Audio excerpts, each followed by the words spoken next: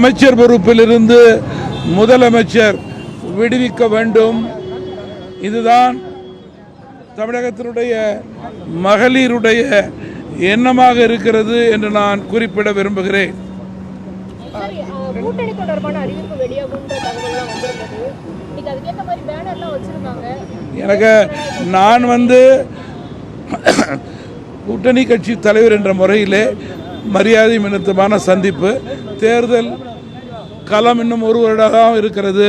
இன்றைய கள நிலவரம் குறித்து அவரிடம் பேசினேன். இந்த 3 மணிக்கு மாண்புமிகு அமைச்சர் அவர்களுடைய